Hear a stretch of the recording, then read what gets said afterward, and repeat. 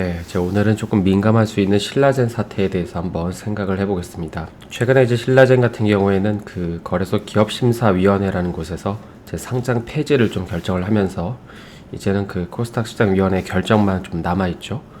그래서 현재 신라젠 같은 경우에는 이 상장 폐지 사유를 보면은 이제 경영직 내 횡령 배임 혐의가 있는데 이것 때문에 거의 1년 8개월 동안 이제 거래 정지가 됐었는데 그래서 이제 그 이후의 진행 과정을 보면은 이제 이 표에서도 잘 나와 있듯이 그러니까 상장 폐지 이제 사유가 발생을 해서 이제 기심위에서 들여다보니까는 그 상패를 결정하기로 했고 그래서 현재는 이제 코스닥 시장위원회한테 공이 넘어간 상태인데 그래서 이제 현재 신라젠 같은 경우에는 2단계 그러니까 상장 폐지 이의 신청을 하겠다고 한 상태입니다. 그런데 이제 일반적으로 이 기심위에서 상패가 결정된 이후에는 이제 웬만하면 뭐 엄청난 반박 증거가 이제 제출되지 않는 한 마켓에서는 좀 별일 없이 상패가 되지 않을까 하는 게 중론인 것 같은데요. 그럼 이제 도대체 신라젠은 좀 어떤 노이즈가 있는 걸까요? 일단 이제 오늘 다루는 내용에는 그 약간의 이제 정치적인 얘기가 있지만 뭐 어느 한편을 지지한다기보다도 이제 그동안 드러난, 그러니까 실제로 드러난 사실들을 기반으로 이제 한번 생각을 해보겠습니다.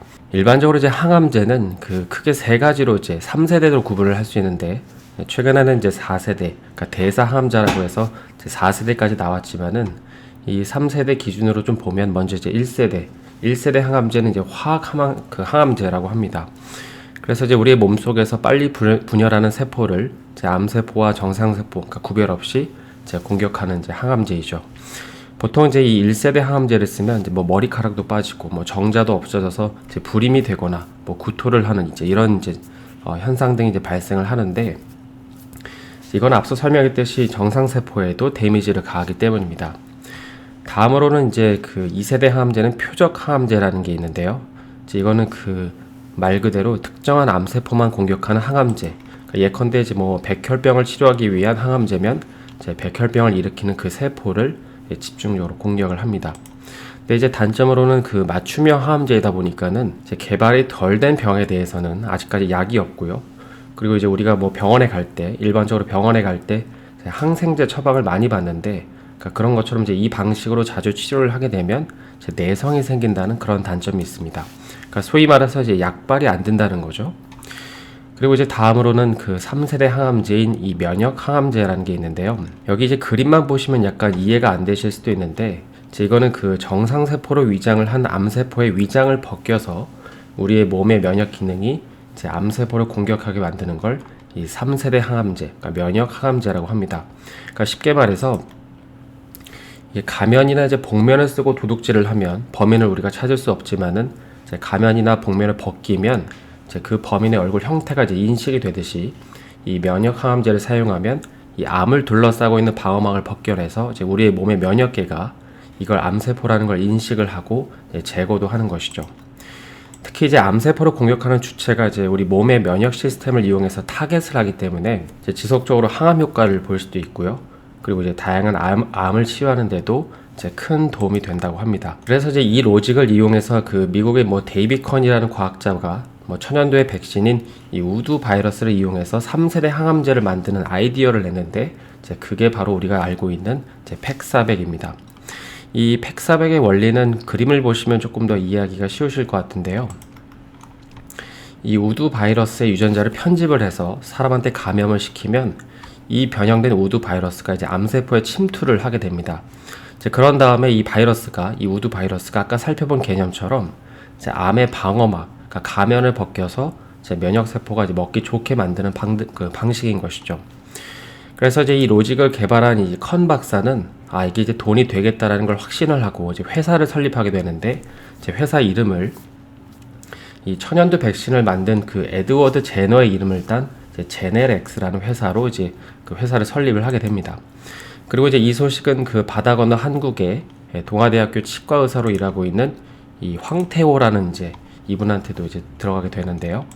바로 이제 이분인데 이제 황태호 박사도 이게 돈이 되겠다 싶어서 제 동료 의사 몇 명이랑 의기투합을 하고 이제 앞서 데이비 컨이 설립한 이 제네렉스에 투자를 하게 됩니다. 그리고 이제 본인이 일하는 대학교에 이제 하청회사를 하나 세우면서 이 제네렉스의 실험을 보조하게 되는데 이제 그게 우리가 알고 있는 바로 신라젠인 것이죠. 이 신라젠이라는 뜻은 뭐 아시는 분들도 있겠지만은 이제 동아대학교가 부산에 있잖아요. 그리고 이제 부산 지역은 과거에 삼국시대 때 이 신라가 터를 잡던 곳인데, 이제 그래서 그 신라시대 때 부른 처연가에 나온 역신이 그 천연두랑 관련이 있다고 해서, 그러니까 앞부분을 신라라고 하고, 그 다음에 이제 뒷부분, 그러니까 제네렉스의 앞부분을 딴 젠을 합쳐서 신라젠이라고 했다고 합니다.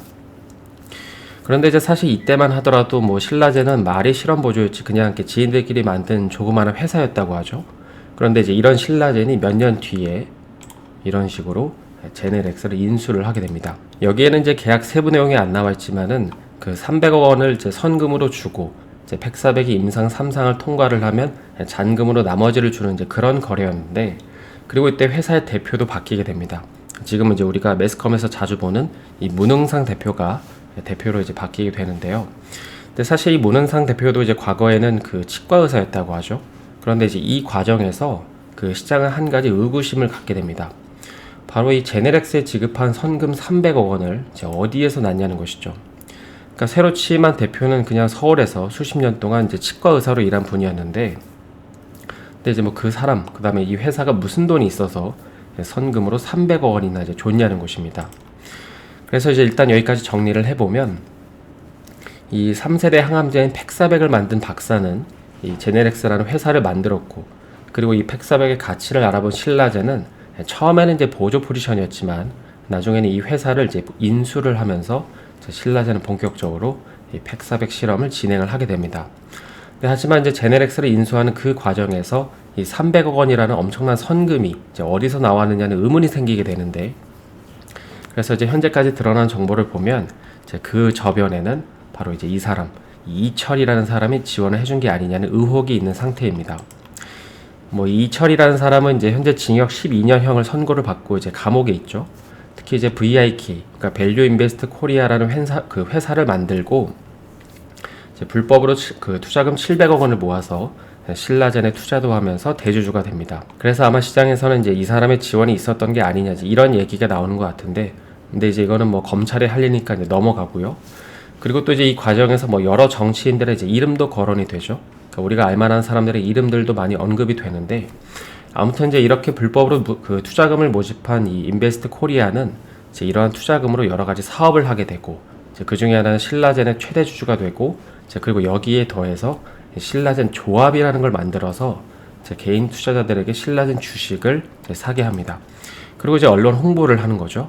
여기 이제 기사에도 하이라이트를 쳐놨지만, 우리한테 투자를 하면 뭐 대박을 약속한다고 하면서 특히 여기 확정 수익 추구형이라는 말을 쓰면서 이제 개인 투자자들한테 신라젠에 투자를 하라고 이제 계속 권하는 것이죠. 그럼 이제 이렇게 당시에 그 신라젠에 투자를 한 주주들은 이제 어떻게 됐을까요? 이제 보시는 거는 그 신라젠의 주가 차트인데요. 이제 이 앞에 이제 2018년 들어서 이제 만원짜리 주식이 거의 이제 15만원까지 오르게 되는데, 근데 이때 당시 이제 파급력을 보면 이제 코스닥 2위까지 이제 오르게 됩니다. 그러니까 그 속도가 이제 주가 추이를 보면은 장난이 아니게 오르는 거죠. 그런데 이제 문제는 2018년 이후에 이제 발생을 하게 됩니다. 그래서 이거는 그 다트에서도 검색을 해보시면 알 수 있는데요. 일단 주가가 이제 이 10만원 언저리에 있을 때 임원들 대부분은 이제 10만원 부근에서 다 털고 나갔고요. 그 다음에 이제 보시는 것처럼 이제 문은상 대표도 상당수의 주식을 다 이제 매도를 하게 됩니다. 그래서 그 매도 금액을 대략적으로 다 합쳐보면 한 1,300억 정도가 된다고 하는데, 뭐 이걸 팔아서 또 다른 데다가 이제 투자를 했다고 하죠.